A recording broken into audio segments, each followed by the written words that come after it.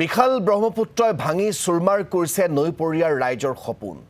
মৰিগাঁও জিলাৰ পৰকীয়া মৌজাৰ শ শ বিঘা কৃষিভূমি জাহ গৈছে ব্ৰহ্মপুত্ৰৰ বুকুত। সংখ্যালঘু অধ্যুষিত অঞ্চলটোৰ বহু লোকৰে নিচিহ্ন হৈছে ঘৰবাৰী। ইয়াৰ উপৰি বহু পৰিয়াল অনুষ্ঠান প্ৰতিষ্ঠানলৈ নদীৰ খহনীয়াই কঢ়িয়াই আনিছে তীব্ৰ ভাবুকি। সকলোবোৰ দেখিও চকুমুদা কুলিৰ ভাৱত জলসম্পদ বিভাগ।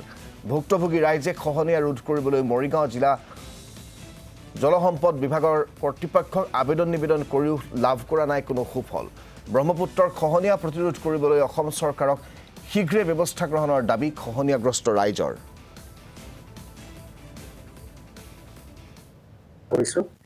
এইটো আমাৰ বহুত বড় সমস্যা। এতিয়া চাক এনেকুৱা আমাৰ কেইটামান জিপি আছে বৰালিমাৰী বা আদি আৰম্ভ কৰি বৰালিমাৰী, খবৰগাঁও, গাগলমাৰী, আছিগড়।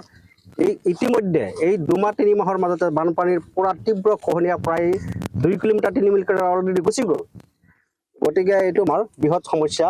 গতিকে এই সমস্যাটো আমাৰ জলসম্পদ বিভাগৰ বৰ্তমানৰ যিজন মন্ত্ৰী দায়িত্বত আছে আৰু আগৰ আমাৰ জলসম্পদ মন্ত্ৰী মাননীয় ফিজু হাজৰিকা ডাঙৰীয়া দেৱক তেখেতক অনুৰোধ জনাইছোঁ, অসমৰ মুখ্যমন্ত্ৰী মহোদয়ক অনুৰোধ জনাইছোঁ আৰু মৰিগাঁও জিলাৰ জলসম্পদ সংমণ্ডলৰ মুখ্য কাৰ্যবাহী অভিযন্তা তেখেতক আমি কৰজোৰে অনুৰোধ কৰোঁ যে ইতিমধ্যে এমাহ আগতে আমাৰ মেৰৰখাবী আৰু গাগলমাৰী তীব্ৰ খহনীয়াৰ সৃষ্টি হৈছিল, কিন্তু তেখেতৰ প্ৰচেষ্টাত আৰু ডিপাৰ্টমেণ্টৰ সকলো আৰু ৰাইজৰ সহযোগত ইতিমধ্যে খহনীয়া তাত ৰোধ কৰিছে।